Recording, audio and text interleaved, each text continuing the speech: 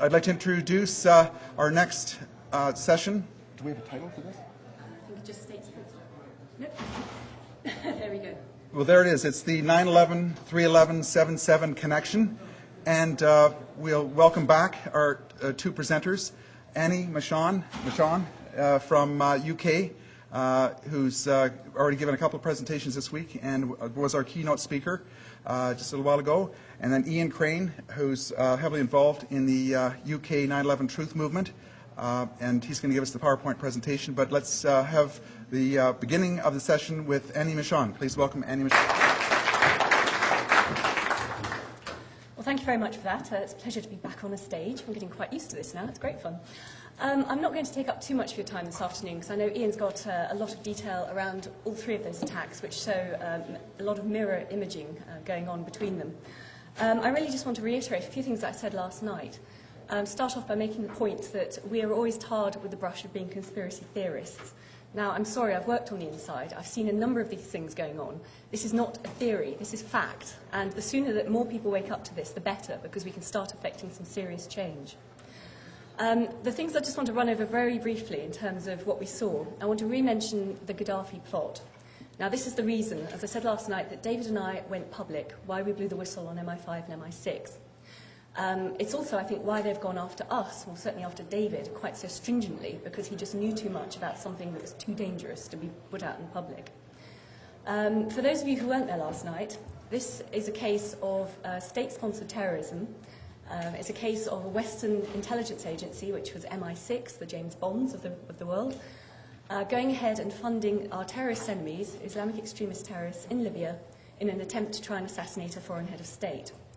And the story runs that in 1995, a Libyan military intelligence officer walked into the Tunis embassy and asked to see the MI6 officer based there. He said that he had a ragtag group of Islamic extremist terrorists, some of whom had known links to bin Laden, who were planning to try and assassinate Colonel Gaddafi and take power in Libya. He wanted funding from MI6 in order to carry out this attack. They needed money for the very basics of the coup, the explosives, the guns, the jeeps, the tents even. And MI6 went ahead and did this. They gave them in the region about $120,000 to go and try and assassinate Colonel Gaddafi. Now, this was an incredibly reckless thing to do in a very volatile section of the world. It also doesn't make sense, because Gaddafi, by this point, had renounced his support of terrorism. On the other hand, of course, Al-Qaeda, as it's become known, was the new big threat as far as Western intelligence agencies were concerned. Anyway, the attack went ahead in early 1996. A bomb or grenade was put under the wrong car, part of a cavalcade that Colonel Gaddafi was driving in, and he obviously survived, but innocent people died. Not only the ones travelling in the car with the bomb, but also in the ensuing security shootout. So innocent bystanders standing there waving their Libyan flags as Gaddafi went past died in the shootout. So these are innocent people. These are someone's families, sons, daughters, brothers, sisters. These are not collateral damage, which is what these people in the intelligence services would have us believe. The operation was also illegal under British law because MI6 didn't get permission of the Foreign Secretary, its political master. Without that permission, they are as guilty as you and I would be if we conspired to carry out murder abroad. So for a whole range of different reasons, we were disgusted with this attack. We went ahead and left MI5 and we went public with this.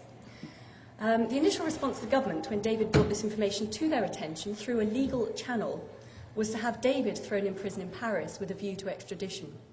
And also, of course, to, at all costs, avoid a public inquiry into this allegation.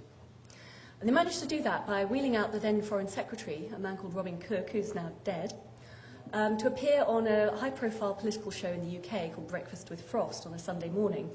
This was the day after, well, this was the week after the story appeared in the national press. Cook had had no time to conduct a proper inquiry, but he went on the show and categorically denied anything that MI6 had anything to do with it. He said that there was absolutely no basis in fact to share those allegations, and that it was pure fantasy. Now, subsequently, other information has come out into the public realm that proves what Dave said is true.